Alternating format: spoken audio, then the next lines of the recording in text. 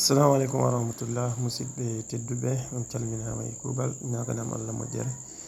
on mbiyama bisimilla moon e chaine moon Mister Sall English Learners. donc hande noon leçon men feewi koye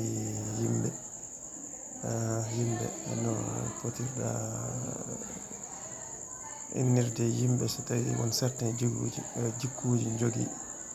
donc aɗen puɗɗade tan mbasa jidde abonde so tawi ka keso e chaine he waɗa partagé vidéo ji ɗi caggal nde mbaɗɗa ɗum like so tawi a paari bisimilla en jeeyi. eyyi konngol men gadi ngol ko easy going noon ko neɗɗo mo ala stress mo ala hay goto probléme ganduɗa hoorema to woni foof ina fija ina jala donc ne weeli wondude donc neɗɗo mo waɗani compliqué dal on neɗɗo wiyete easy going. ɗum ɓenni konngol men dewgel hen ngol ko pretentious noon ko neɗɗo ganduɗa hoorema ina hollira ko wonani dal ina hollira no waɗi important ne jogui fayida tawa noon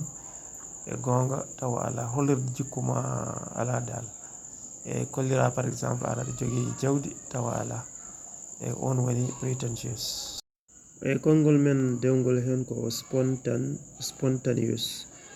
spontaneous noon ko neɗɗo mo gandanɗa hoorema jooɗo tan waɗa décidé wadde hunde tawa miijaki no fewi ƴettani tamum programme ani ɗum ko neɗɗo gandanɗa hoorema ina wawi ƴettude décision ngaji tawa ƴettani temps kañum ko naturellement tan waɗata décidé dal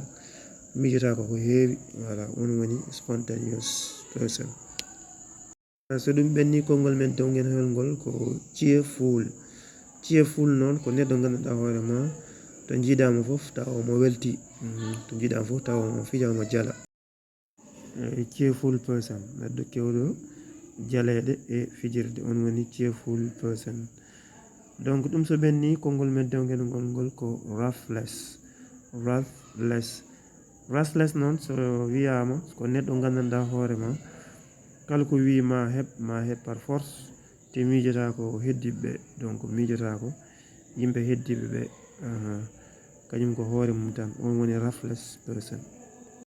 eyyi konngol men dewgol hen ngol ko assertive ko neɗɗo gandanɗa hoorema bon noddete pour haalanma hunde taw koye secret tawa noon ina yiiɗi ƴetta note c'est à dire jagga ko haalantuma ko neɗɗo joom sirru dal neɗɗo joom sirru mais tawa ina yiiɗi ko haalata ko mbatta hen haqqille. ɗum so ɓenni konngol men dewgol hen ngol ko obnoxious ko neɗɗo gandanɗa hoorema mo welani te o nehaki te ala bonne maniére eyyi neɗɗo mettuɗo on woni obnoxious.